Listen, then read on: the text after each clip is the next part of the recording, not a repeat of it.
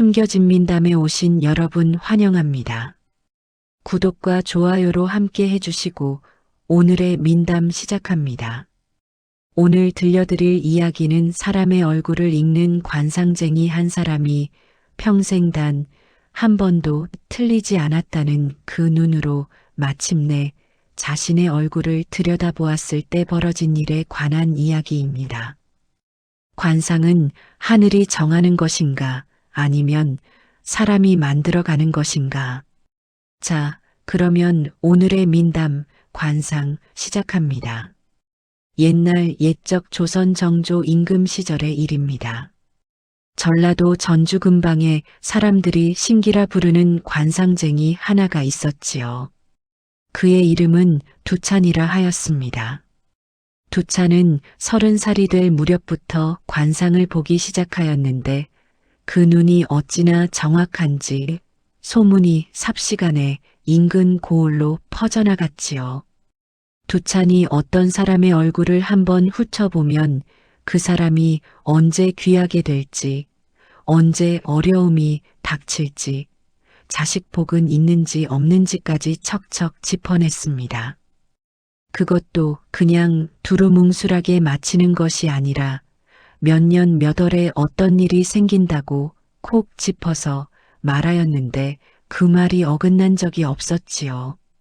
사람들이 몰려들기 시작하였습니다. 아침부터 두찬의 집 앞에는 관상을 보러 온 사람들이 줄을 섰지요. 양반도 왔고 상민도 왔고 심지어 고을 현감도 몰래 평복을 입고 찾아온 적이 있었습니다.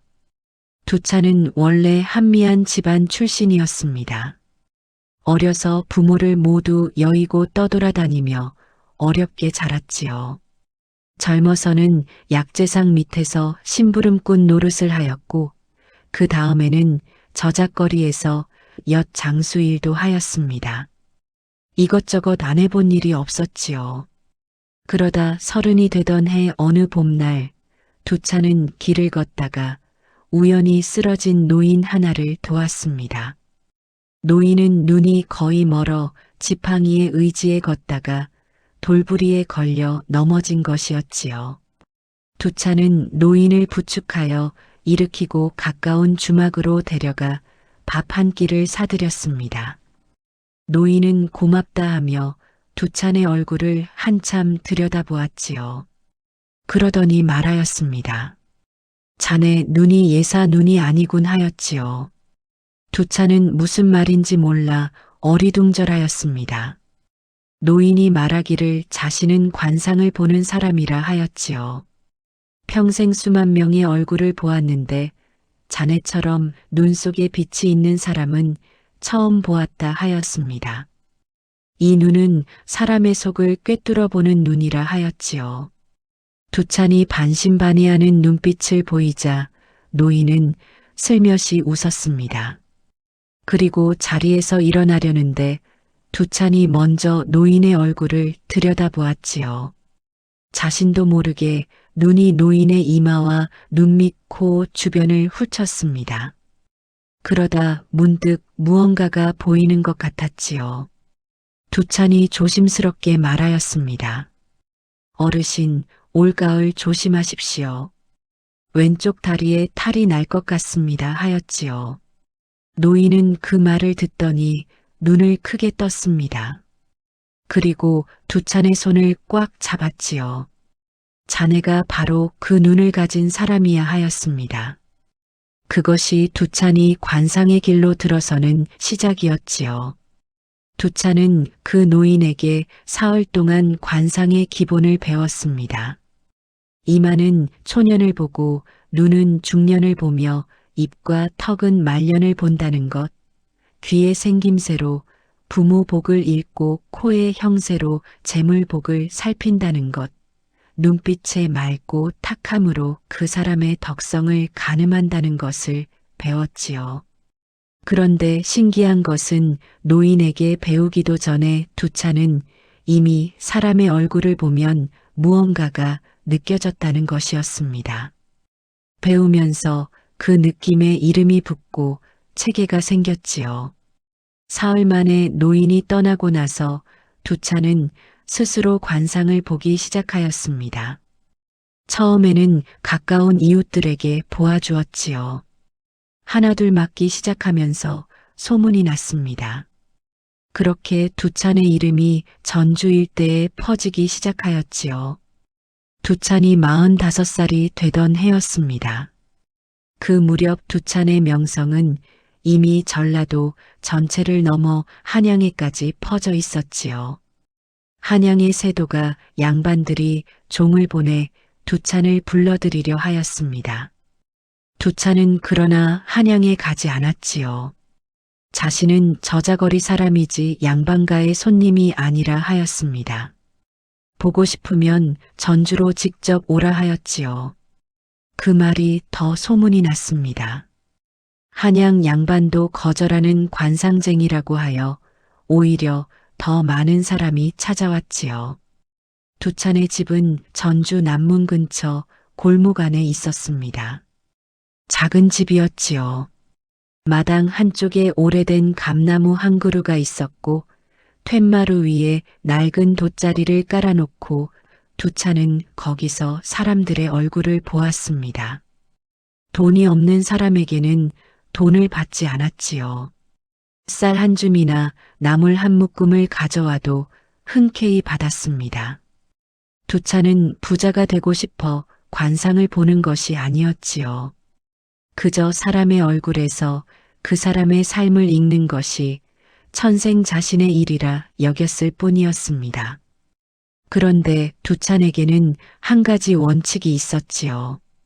절대로 자신의 관상은 보지 않는다는 것이었습니다. 사람들이 물으면 두찬은 빙긋 웃으며 관상쟁이는 자기 얼굴을 못 본다고 하였지요. 강물도 자기 강바닥을 못 보지 않느냐고 하였습니다. 사람들은 그 말을 그럴듯하게 들었지요. 그러나 사실 두찬 자신은 알고 있었습니다. 한 번은 거울 앞에 앉아 자신의 얼굴을 들여다보려 한 적이 있었지요. 그런데 이상하게도 눈앞이 흐려지면서 아무것도 읽히지 않았습니다. 다른 사람의 얼굴에서는 그렇게 선명하게 보이던 것들이 자신의 얼굴에서는 아무것도 보이지 않았지요. 두찬은 그것이 이상하였지만 그러려니 하고 넘겼습니다. 어차피 자기 운명을 자기가 아는 것이 꼭 좋은 일만은 아니라는 생각도 있었지요. 두찬이 48살 되던 해 봄의 일이었습니다. 어느 날 저녁 낯선 손님이 찾아왔지요. 사내였는데 나이는 30 중반쯤 되어 보였습니다. 차림새가 반반하였고 눈빛이 날카로웠지요. 사내는 두찬 앞에 앉더니 대뜸 말하였습니다. 내 관상을 보기 전에 한 가지 묻겠소 하였지요. 두찬이 고개를 끄덕이자 사내가 물었습니다. 관상이 바뀔 수 있소? 타고난 얼굴을 사람이 바꿀 수 있냐는 것이었지요. 두찬은 잠시 사내를 바라보았습니다. 예사로운 질문이 아니었지요. 두찬이 천천히 대답하였습니다. 얼굴은 바뀌지 않소. 그러나 얼굴에 담기는 것은 바뀌오 하였지요. 사내가 눈을 가늘게 뜨며 무슨 뜻이냐고 하였습니다. 두찬이 말하기를 이마의 생김새는 하늘이 정하오. 그러나 그 이마에 새겨지는 기운은 사람이 살아가는 방식에 따라 달라지오. 같은 이마라도 덕을 쌓은 자의 이마와 악을 행한 자의 이마는 다르오 하였지요. 사내는 그 말을 듣고 한참 동안 입을 다물었습니다. 두찬이 사내의 얼굴을 들여다보기 시작하였습니다. 눈이 날카롭고 코가 높았으며 인매가 단단하였지요. 이마는 넓고 시원하였습니다. 일견 좋은 관상이었지요. 그런데 두찬이 눈밑을 살피다가 멈췄습니다. 눈밑이 검었지요. 눈빛 안쪽에 탁한 기운이 감돌았습니다. 두찬은 가슴이 철렁하였지요. 이 사람의 얼굴에서 좋은 기운과 나쁜 기운이 팽팽하게 맞서고 있었습니다. 마치 두 사람이 한 얼굴 안에 사는 것 같았지요. 두차는 천천히 입을 열었습니다. 당신은 올해 안에 큰 갈림길에 서게 될 것이요 하였지요. 어느 쪽을 선택하느냐에 따라 이후 10년이 전혀 달라질 것이요 하였습니다. 한쪽 길은 지금 당신 안에 있는 욕심을 따르는 것이고 다른 쪽 길은 그 욕심을 거스르는 것이요 하였지요. 지금 당신 얼굴에는 두 갈래 길이 모두 보이요 하였습니다. 사내의 눈썹이 미세하게 움찔하였지요. 사내는 잠시 후 돈을 내려놓고 아무 말 없이 일어났습니다. 그리고 뒤돌아보지 않고 나갔지요. 그로부터 2달이 지났습니다. 전주 남문시장에서 소문이 들려왔지요. 고을 아전 한 명이 관아 창고에 곡식을 빼돌리다 발각되어 잡혀갔다는 것이었습니다.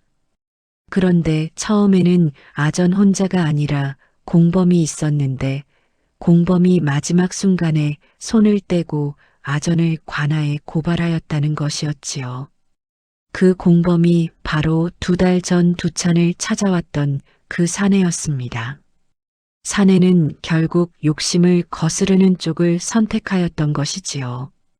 두찬은 그 소식을 들으며 혼자 감나무 아래 오래도록 앉아 있었습니다. 그의 가을이었습니다. 두찬에게 또 한 명의 손님이 찾아왔지요.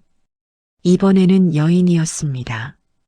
나이는 50 남짓으로 보였고 상복을 입고 있었지요.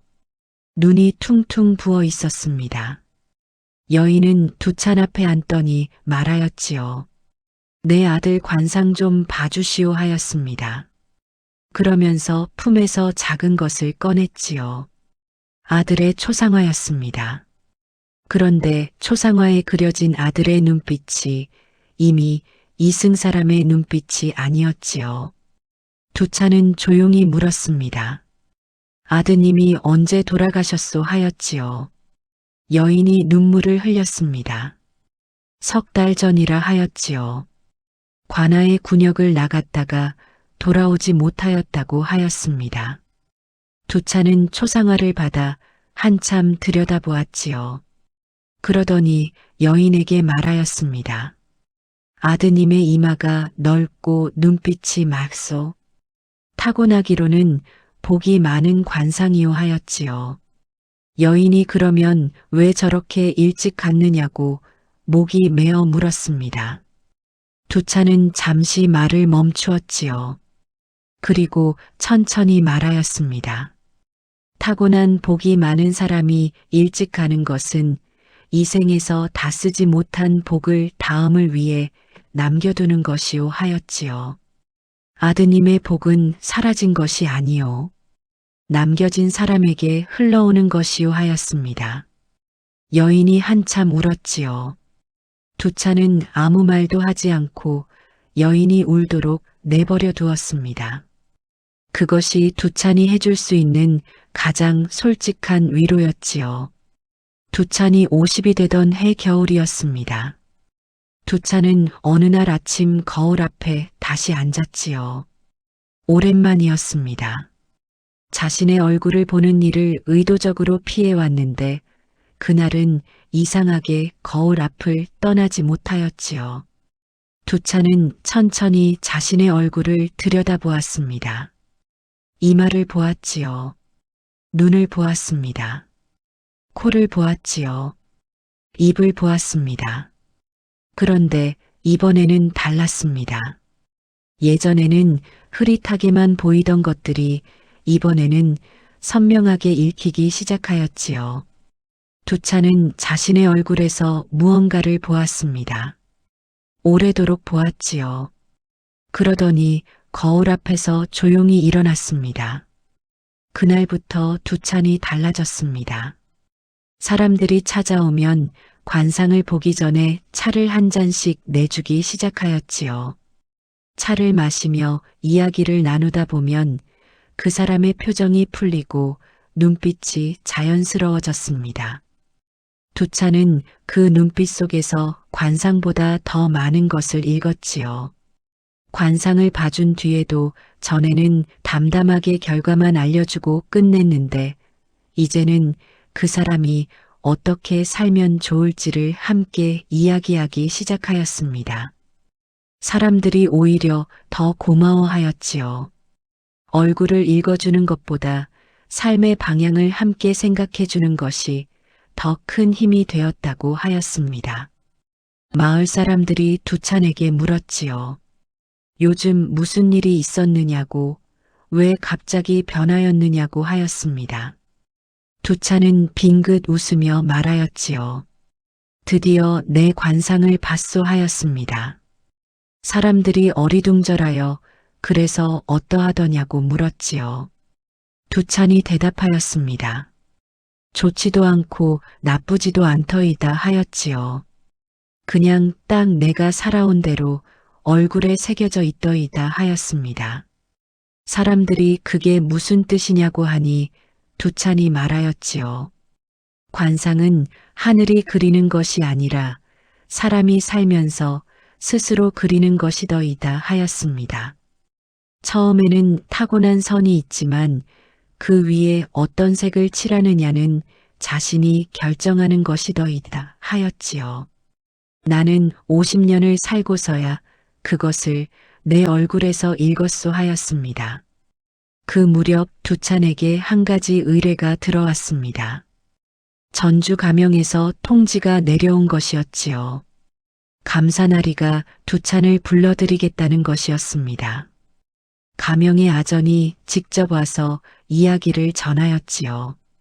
감사나리가 어떤 죄인의 얼굴을 보고 싶은데 관상 좋은 사람인지 나쁜 사람인지를 두찬에게 판단받겠다는 것이었습니다. 두찬은 처음에는 거절하였지요. 관상으로 죄인의 선악을 판단하는 것은 옳지 않다 하였습니다. 얼굴만 보고 사람을 죄인이라 단정하면 억울한 사람이 생긴다고 하였지요. 아전이 돌아갔다가 이틀 뒤에 다시 왔습니다. 이번에는 감사나리가 직접 서찰을 보낸 것이었지요. 서찰에는 이렇게 쓰여 있었습니다. 죄인의 유무죄를 관상으로 판결하려는 것이 아니요.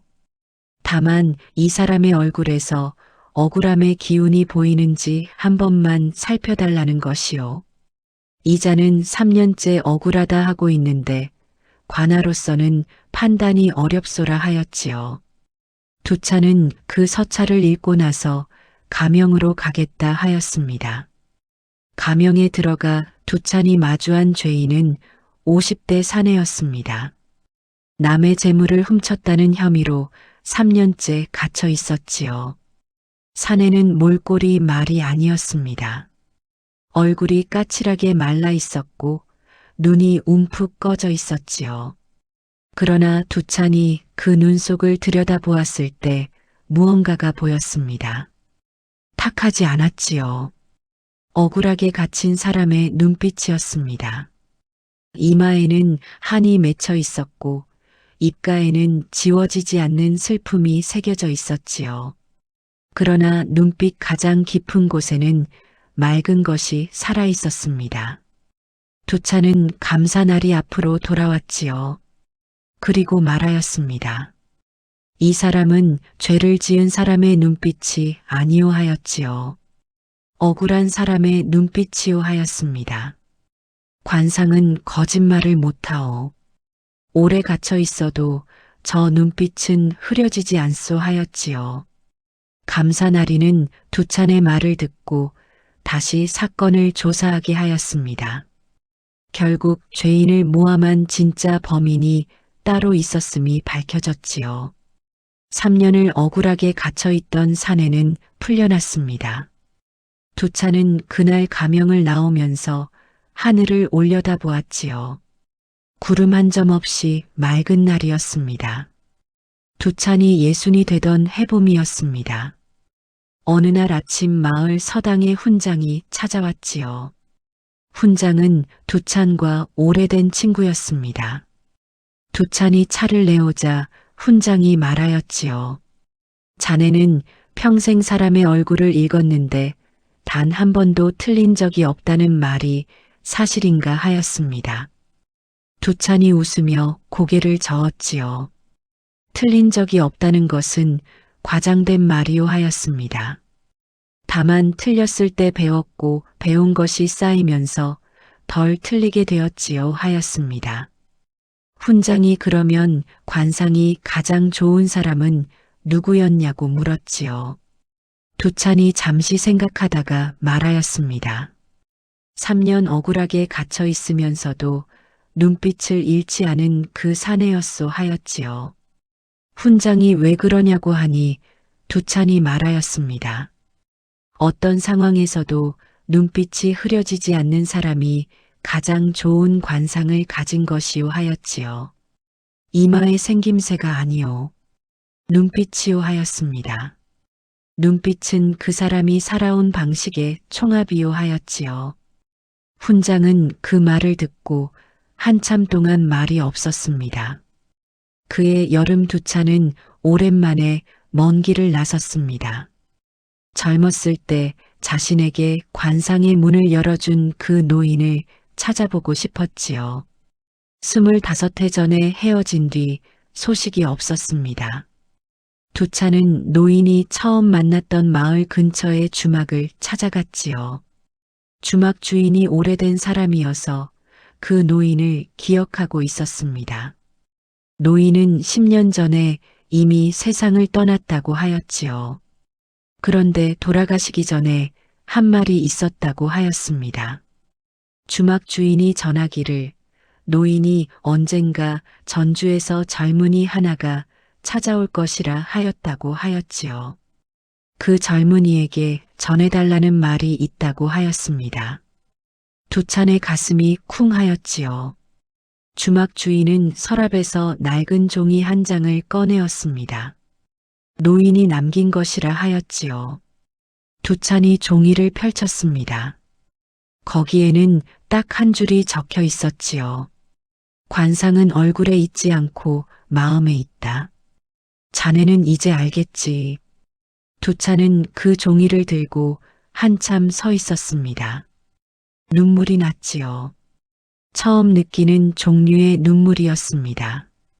두찬은 그 뒤로도 오래도록 전주 남문 골목 작은 집에서 사람들의 얼굴을 보았습니다.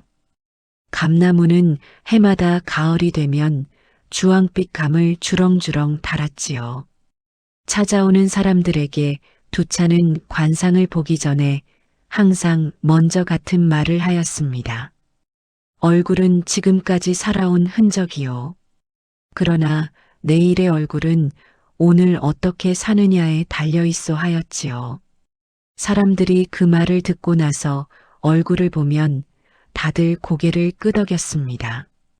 두찬이 관상을 보는 것인지 삶을 이야기하는 것인지 경계가 없어졌지요.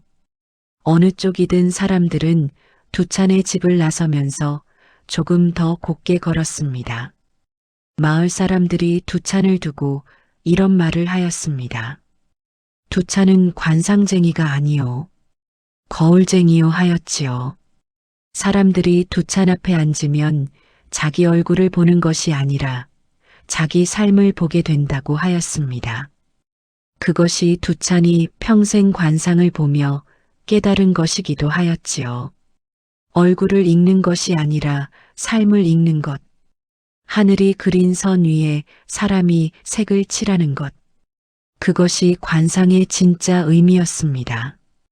이 이야기는 우리에게 한 가지를 조용히 이야기하고 있습니다. 타고난 얼굴이 우리의 운명을 정하는 것이 아니라 우리가 살아가는 방식이 우리의 얼굴을 만들어 간다는 것이지요. 나이가 들면서 얼굴이 달라지는 것은 주름이 생기기 때문만이 아닙니다. 그 사람이 살아온 방식이 눈빛에, 인매에, 이마에 조금씩 쌓이기 때문이지요. 착하게 산 사람의 얼굴에는 착한 기운이 배어나오고 욕심으로만 산 사람의 얼굴에는 그 흔적이 남는 것입니다. 우리가 지금 어떤 눈빛을 하고 있는지 오늘 거울 앞에 한번 서보시는 것은 어떨까요? 옛 어른들은 이런 말씀을 하셨습니다. 마흔이 넘으면 자기 얼굴에 책임을 져야 한다고 하였지요. 그 말은 나이가 들면 타고난 얼굴보다 살아온 얼굴이 더 진실하게 드러난다는 뜻이었습니다. 두찬이 50이 되어서야 자신의 관상을 읽을 수 있었던 것도 바로 그 때문이었지요. 50년의 삶이 쌓여서야 비로소 자신의 얼굴이 완성되었기 때문이었습니다. 오늘 민담은 여기서 마무리하겠습니다. 관상, 이 이야기를 들으시면서 어떤 생각이 드셨는지요? 우리의 얼굴은 지금 이 순간에도 조금씩 달라지고 있습니다. 오늘 어떤 마음으로 살아가느냐가 내일의 얼굴을 만들고 있지요. 좋은 눈빛을 가지고 싶다면 좋은 것을 보고 좋은 것을 생각하는 것이 먼저일 것입니다. 다음 영상을 빠르게 만나보시려면 좋아요와 구독을 눌러주세요. 숨겨진 민담은 늘 여러분 곁에서 옛 이야기를 전해드리겠습니다. 감사합니다.